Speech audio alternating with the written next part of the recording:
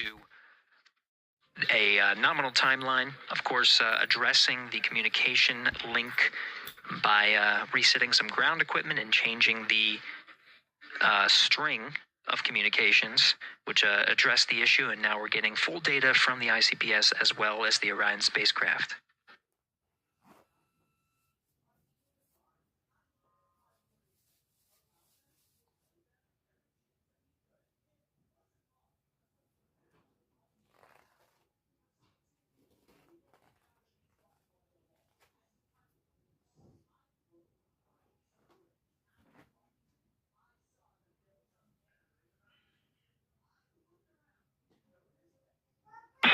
Interior Houston, questions for Jeremy and for Christina.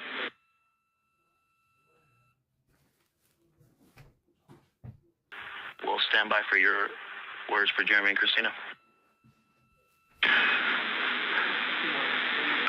Toilet power up is in work. The questions are, can you confirm the HHP cam has been powered down? And then the question for Christina is whether the urine filter, that's the rubber part, was installed, but just no beads connected.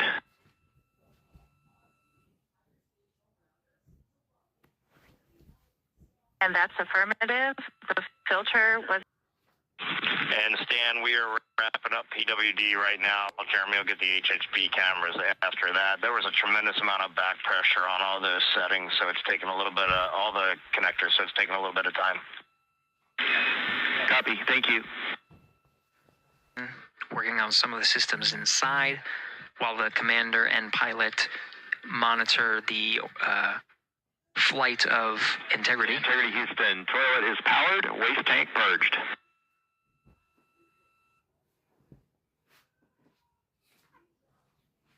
We copy that, Stan. Thank you. Some of the equipment inside needs to be activated by flight controllers here in Mission Control Houston. The activation of some of these necessary for their trip on their first day in orbit as part of the Artemis II mission.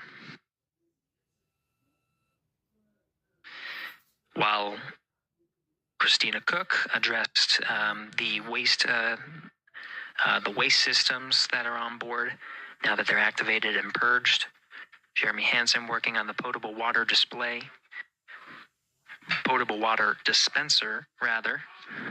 of Ascent, and recorded into the flight computers. Go ahead.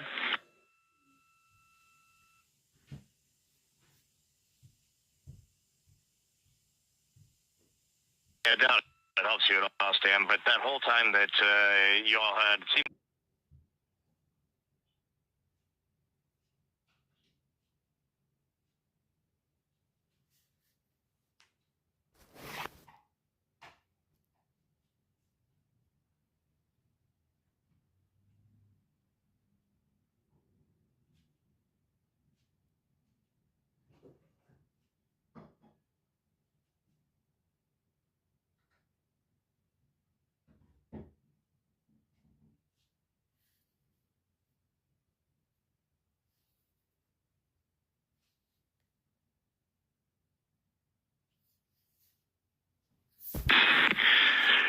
Integrity Houston for saws. We saw the saw 3 brake go into error position. We're confident it engaged, but we saw more motion than we expected during the burn. We are cycling the brake on that saw.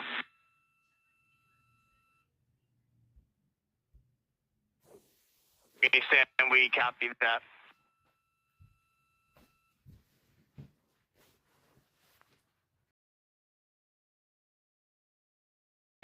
HHP cameras are off. Pup 1 switches are off, Stan.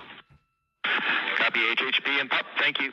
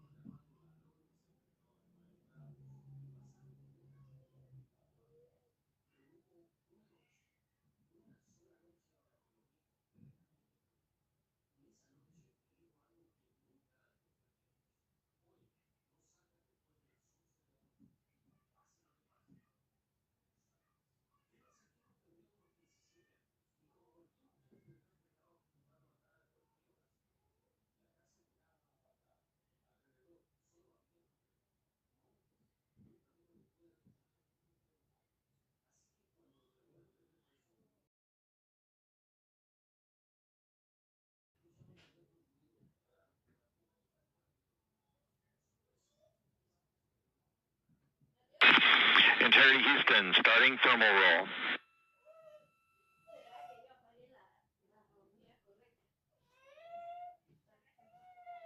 Houston Integrity on toilet, step 6.7. Go ahead for step 6.7. Yes, during 6.7, about 20 seconds after starting the water into the funnel, after a nominal startup, the toilet shut down on its own, and I have a blinking amber fault light. Copy, talking about it.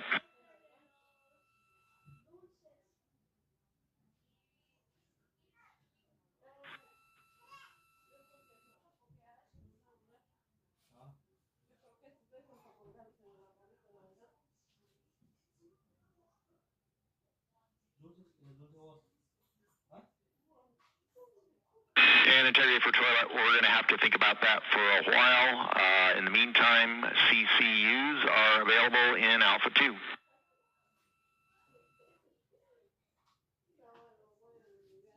We copy, and I'll be returning the funnel to the cradle. Good config.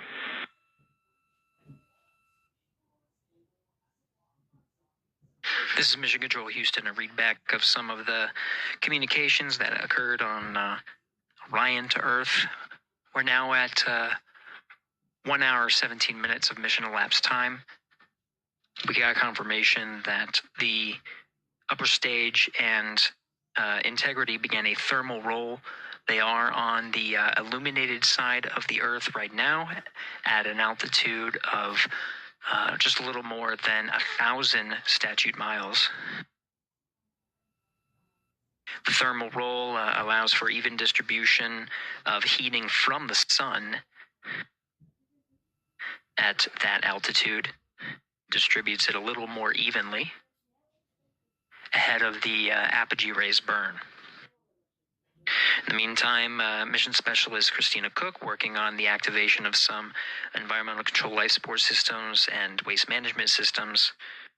Currently, as teams on the ground analyze some troubleshooting of the activation steps that she was going through, she'll gather some of the backup waste management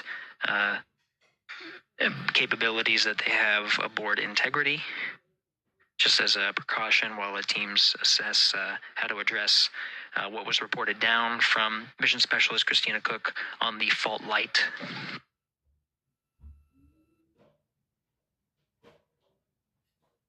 Now at mission elapsed time of 1 hour, 18 minutes, we are coming up on the post-launch press conference at the Kennedy Space Center, where subject matter experts have gathered to and will address the launch that just occurred, and media will ask some questions.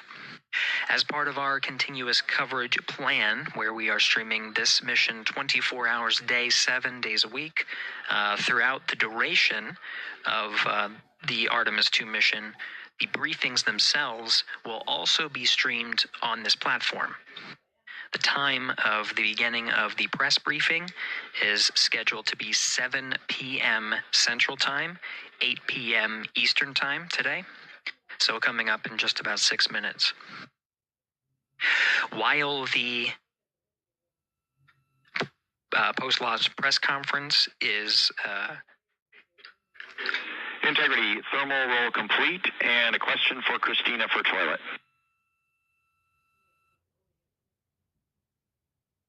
Hey, Stan, just give us a minute, and the view of Australia was epic just now. It's amazing to be at this altitude, and Christina's working hard. Roger. And Integrity, we also have a story about a water tank valve problem during powered flight. We saw an anomalous indication on the water ISO valve between water tanks Bravo and Charlie.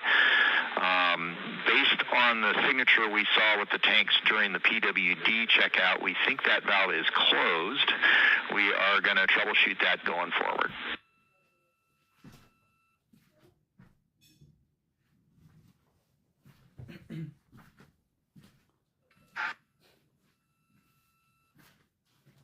Quick recap, the thermal roll is complete, distributing. Dan, when you got Equus.N2H2O up, give me a call.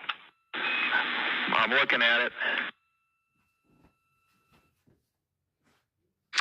Tab stop 17, we show that valve closed, if that helps you. That is also what we see, and that's exactly the valve we're looking at. Related to that, question for Jeremy.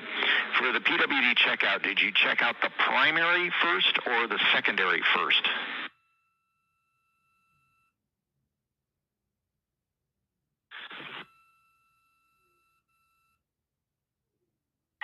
And Stan, Jeremy says primary first because he had trouble getting the secondary on, and I'm also ready to take your call. Copy primary first, we appreciate that.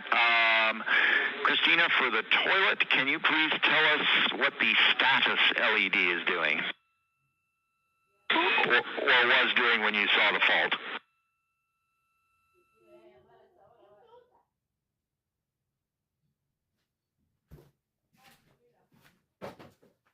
It had been on per normal, and there was good suction, and then it turned off when the fault started blinking.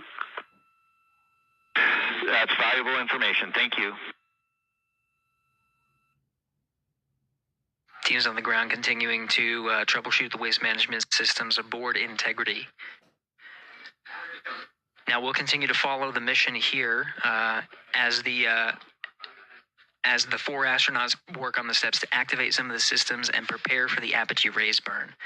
About 3 minutes from now, 7 p.m. Central Time, 8 p.m. Eastern, we'll start the press briefing. That press briefing will happen on our 24/7 live coverage. While that is happening, you can listen to the Orion to Earth loops and continue to cover the mission and views from the solar array wing cameras aboard Orion. And you can follow that at our clean live stream, also available at NASA's YouTube channel.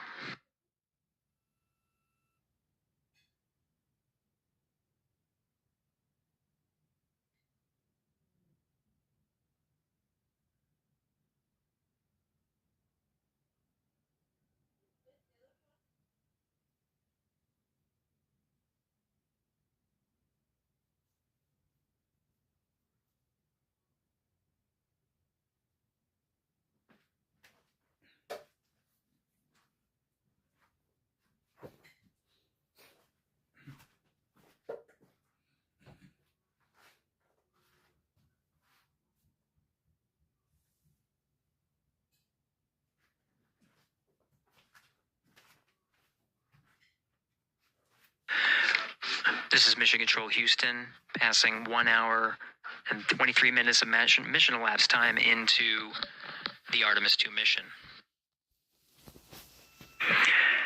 The Integrity crew, about 800 statute miles over the Earth.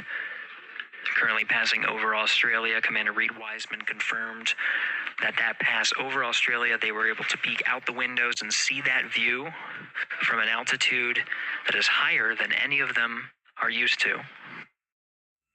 Jeremy. Integrity Houston for GNC, we are taking channel 1 to unfiltered and BFS. Also for the solar array indication we saw earlier, we think that when the brake originally set, it was like on a tooth, and that when the engine lit for PRM, it slipped one tooth.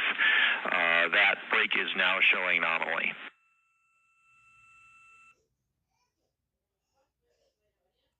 Okay, Sam, yeah, we copied that, and I'm just curious, I feel like about a half an hour ago you took 1 to unfiltered and BFS. Is this nominal, or did something happen? Victor, this is nominal.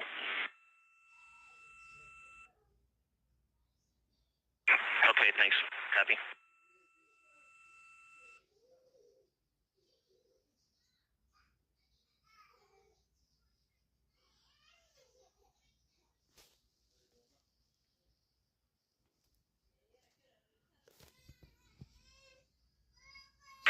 now 7 p.m. Central Time at a mission elapsed time of 1 hour 25 minutes. An update for viewers. We are continuing to cover the Artemis 2 mission and see live views from the solar array wings.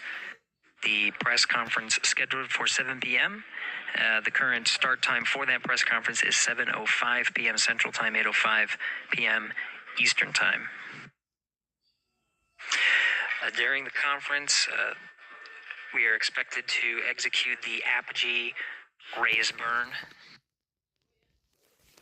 We're a little more than 20 minutes from the time of ignition of that burn. We do know that the time of ignition has been updated from the pad. This is the predicted time of ignition and trajectory that was uploaded to the crew prior to liftoff. The current time of ignition is 1 hour 46 minutes and 9 seconds of mission elapsed time.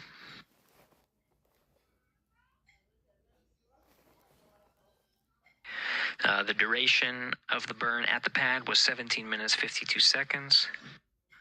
Ahead of the execution of the burn, any changes in that duration will be reported to the crew and uploaded to ensure that the apogee raise burn goes as expected and puts them on the predicted trajectory. That trajectory being 43,730 miles by 0 statute mile orbit. This high Earth orbit will take the crew of Integrity past the tracking and data relay satellites that are positioned about 23,000 miles away from the Earth. Again, they're currently on Tidra's west. And they will transition to the Deep Space Network. The apogee raise burn time of ignition again at 1 hour 46 minutes and 9 seconds of mission elapsed time. That is expected and will occur during the post-launch press briefing. So as part of our 24/7 coverage, the briefing itself will overlap with that particular milestone. To follow along on our 24/7 coverage, we won't necessarily stop our coverage. The clean Orion to Earth loops will be available on our clean feed. That will show a view similar to what you're seeing now. This is a view from the solar array wings, and you'll also hear the communications between Capcom's Stan Love here and the crew aboard Integrity, and you can listen as they confirm the execution of the burn and any changes of the burn. When we come back from the press conference, expected about around 8:05 p.m. Central Time, 9:05 p.m. Eastern, we'll go ahead and recap any of the milestones that occurred while we transitioned to the press briefing to answer the questions that come from the press, and continue along on our 24/7 coverage.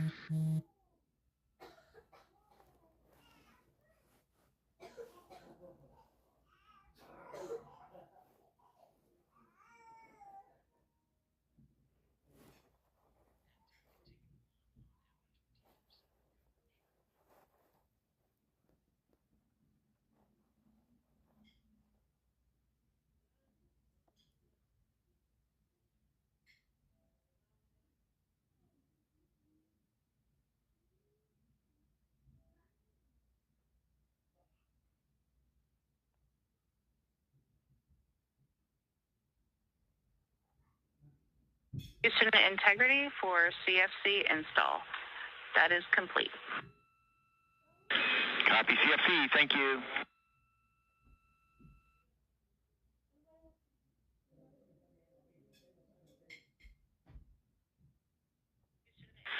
In Houston, just want to let you know, since we're running a touch behind timeline, we have not yet started suit doff for any of the forward crew members. We'll get to it in a bit.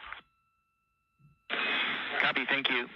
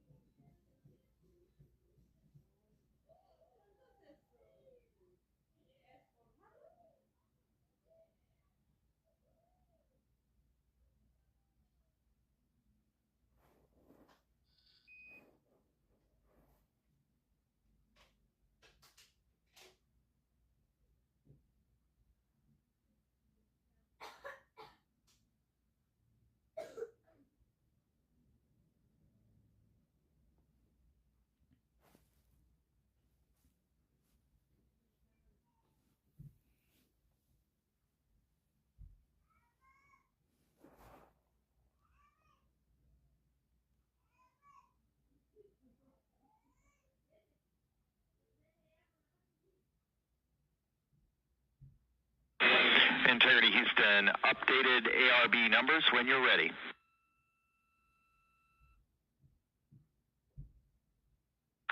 Stan, we are ready. And sorry, false alarm. Still integrating on the ground. We'll be back with you shortly.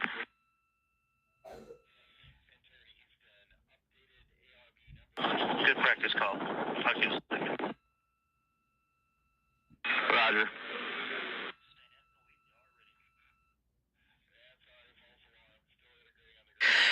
This is Mission Control Houston. For those still with us, the press briefing that was scheduled to begin at 7:05 will begin shortly. They're just getting set up, and just stay tuned until we are able to transition to beginning Activity on Jeremy's timeline is complete. to the beginning of the press briefing. Copy docking camera. Thank you. Teams on the ground are analyzing the time of ignition and what's called T-GO, the duration of the burn. At the time ahead of liftoff, the duration of the burn was 17 minutes 52 seconds. There might be some changes. The flight dynamics officer and his support in the back rooms are analyzing to make sure that what they are about to report to the crew is rock solid.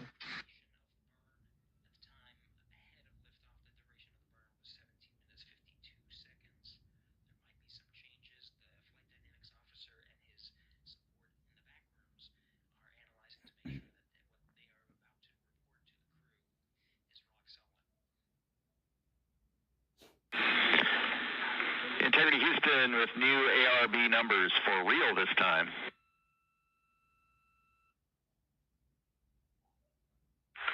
Okay, Stan, we're listening. Go ahead.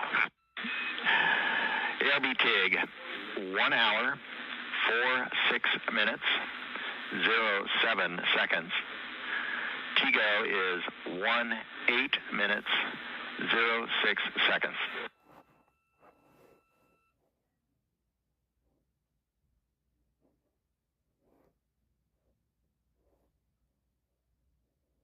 Okay, Stan, we copy and have entered 1 hour, 46 minutes, 7 seconds for TIG, and TIGO, 18 minutes, 6 seconds. Thank you for that. With that, we also have an updated time for the handover from Teeters west to east. That is going to be over 6 minutes earlier than what's on your pad. You can expect that at MET 2 hours, 03 minutes, 04 seconds, 2:03:04.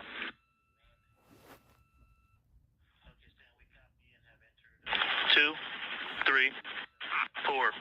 For handover west to east. Thanks, Dan. You're welcome.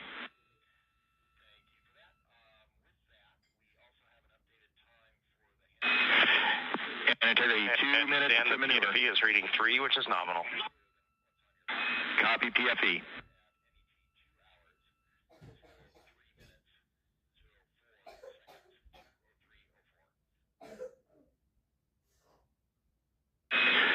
And integrity, we are ready for the Eclipse power down per your execute note.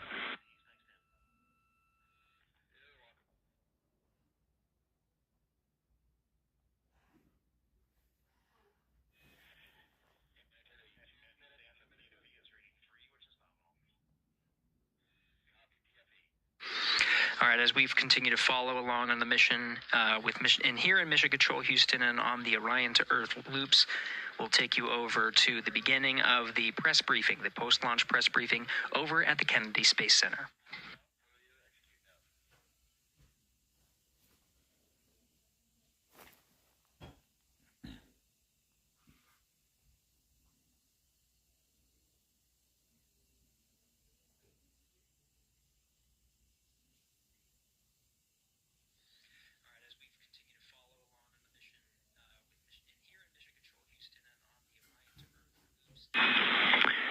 Integrity, MCC pulls go for ARB pending attitude and saws.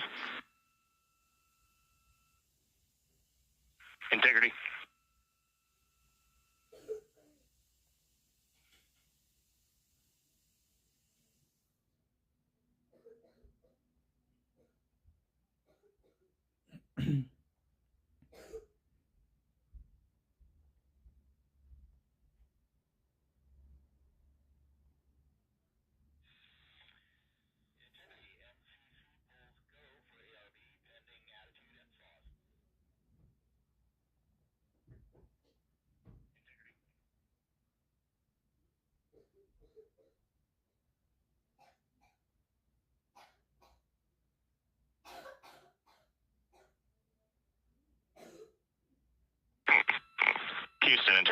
power down. Go ahead.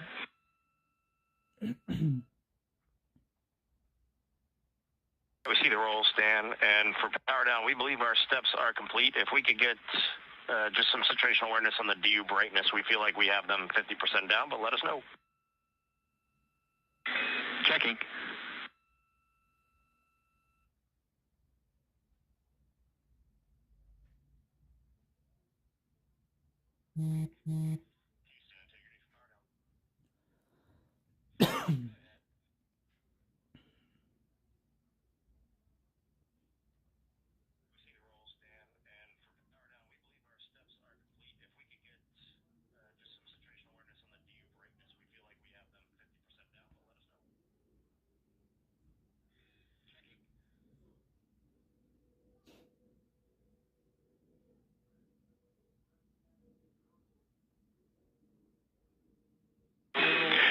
Integrity, we see DU3 right at center. We see DUs 1 and 2, a couple of clicks above center. We're checking power draw now.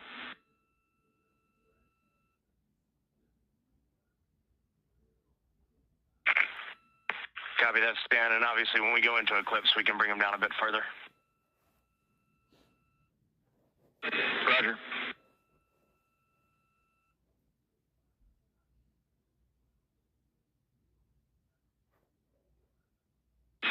And Reed, when we get into eclipse, we would like those extra clicks on DUs 1 and 2.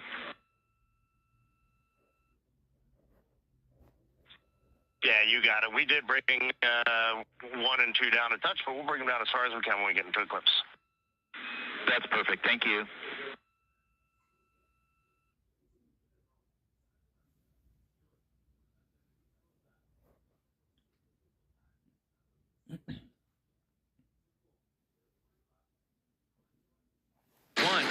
Booster ignition and liftoff.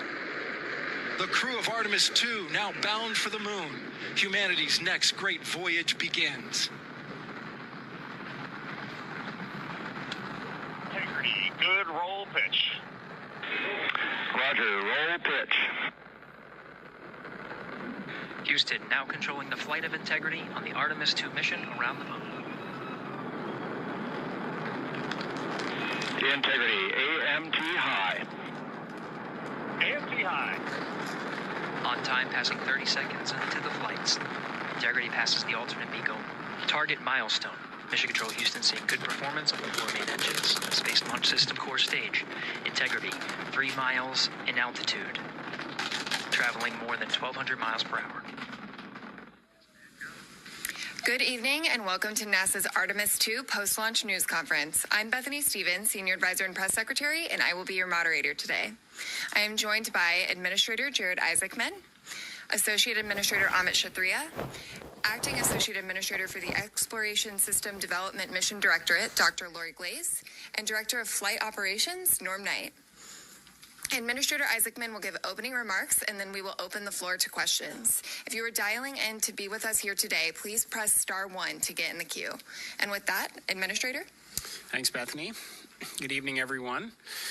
So today, April 1st, 2026, 6:35 p.m., NASA Space Launch System rocket lifted off the pad with 8.8 million pounds of thrust, carrying the Orion spacecraft and the Artemis 2 crew out to Earth orbit and beginning America's grand return to the moon. Now, about 51 minutes into the flight, during a planned handover between satellites, the Orion spacecraft underwent a communications issue, leading to a temporary partial loss of comms. The uplink from Capcom to the crew was being heard by the crew, but we cannot hear the responses for a brief period of time.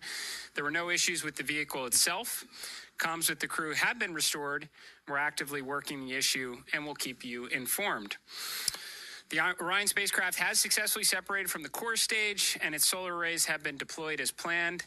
Soon, the crew will execute the apogee raise burn, placing the spacecraft into a stable, high Earth orbit as we prepare for the translunar injection and the journey into cislunar space.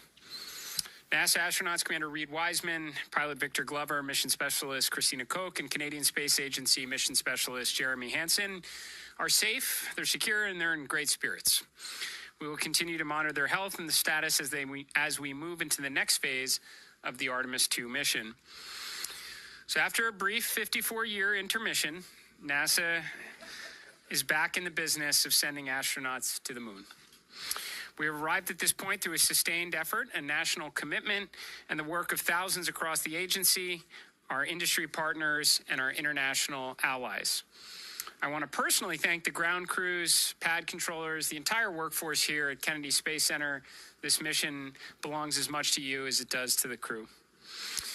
The crew is now in the capable hands of Mission Control Houston, the Johnson Space Center, where teams will guide Orion through each phase of the mission with the same discipline and precision that has brought us to this moment. We've certainly been here before. We know the challenges ahead.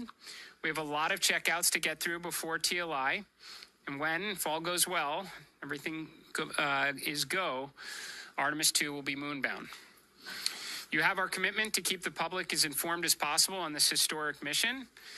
And we will celebrate when we will hold our celebration until this crew is under parachutes and splashes down off the west coast of the United States. Thank you. So with that, we will open this up to questions, and we will start here in the room. If we have any takers, we'll start right up here. Congratulations to all of you on a successful launch so far. My name is Jim Siegel. I'm with Florida Media Now, and I'm curious about when the astronauts will have their first meal on this mission. And secondly, is somebody on the Earth here, back in Houston or somewhere, keeping track of what they eat during this entire mission, and how do they go about doing that? Do they tell them what to eat, or do they kind of select what they want? What do you think? Well, let's see. I'll jump in on this one.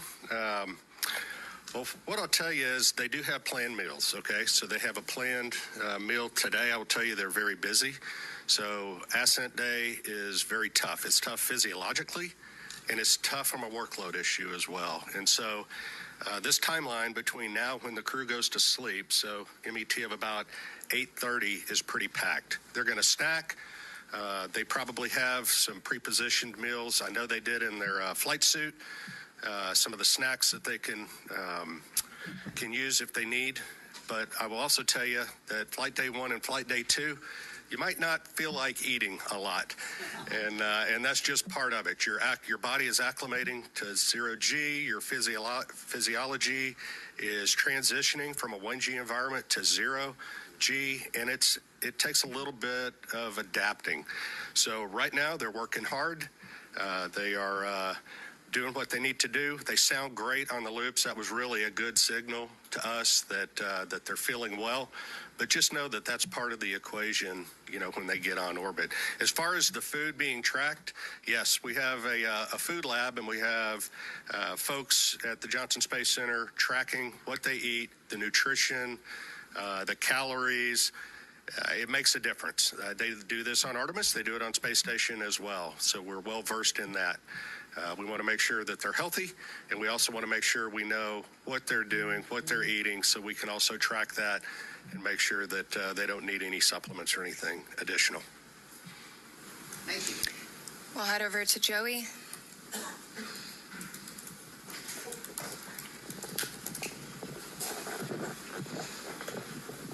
Thanks, guys, and congrats on a clean launch so far. Jared, or whoever wants to answer, how were you able to resolve the communications issue, and do you have any guesses as to what might have caused that? And was there any part of the mission so far that appeared off nominal, or is everything looking good? Just curious to hear how things are going on that. Thanks. Well, on the comms issue, and I don't know, there may be someone here that has a little more detail than I do of having to run around quite a bit, but I think they're still looking into trying to really understand exactly what was going on there. But it's restored, which is important. I think it was during handover to Tedros West. Sometimes that's squirrely. Ground configuration, you gotta get that right. So hopefully that's what it is, but we'll chase it down. But they were able to recover.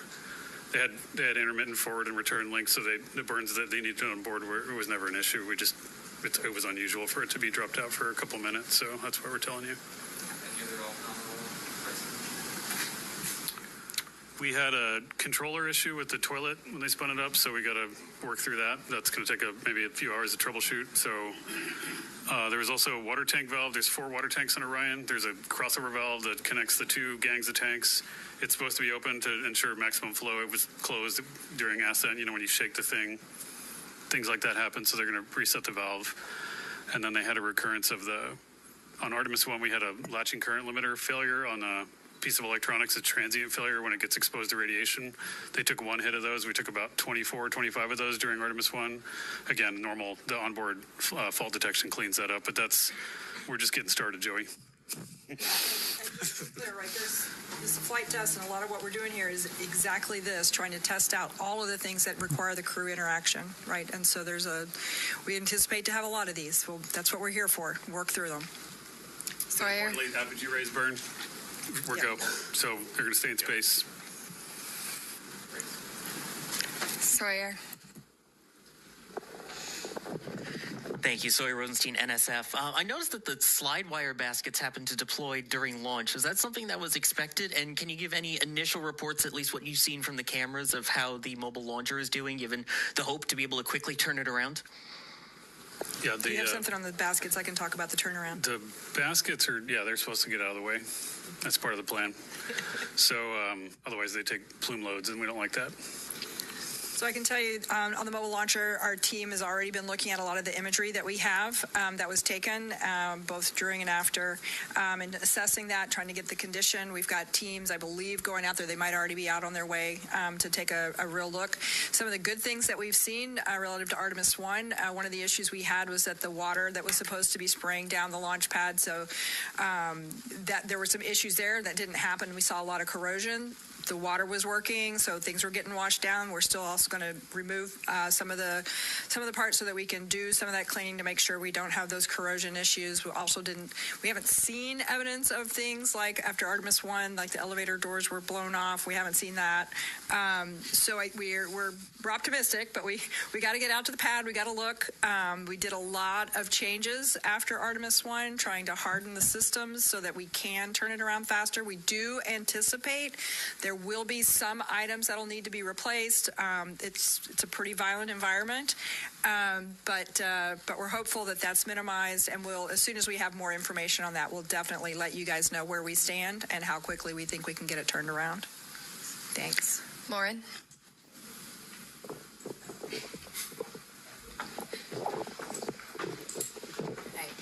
Lauren Grush with Bloomberg. I just wanted to get a gut check on how we're feeling about the upcoming proximity and ops operation. Do we have any concerns with that TDRS delay, or is that not an issue for that? I would say right now we're on for the proximity operations demo. Haven't heard anything that's keeping us from that, Norm? No, on track, ready to go. Victor Glover's going to be flying it. Reed's going to be working the procedure with him.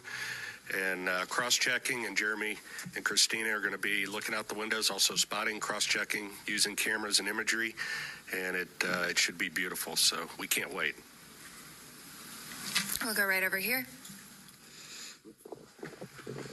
Yes, Bert Dick from Ad Astra Magazine, National Space Society. Just wondering if the astronauts reported what the ride was like to orbit. I know with the space shuttle, it was a pretty rough ride until there was SRB SEP. Was this similar? Have you heard? I have not heard a report yet. I know we will get a report. Again, yes. When MECO happened, immediately they were getting prepped to do their perigee raise maneuver. That's critical. Otherwise, they come back to Earth, which we don't want them to. So they got that. They are working to get their spacesuits off. They just got the ARB burn, which was very important. So now they're working to get their suits off. So they are very busy. Now, later today, I anticipate they will call down and give us a full brief as to, how the Proxox demo went, how the ride uphill went. And I personally can't wait to hear the comparison between this massive rocket and the shuttle. Sounds great. Thank you. Micah?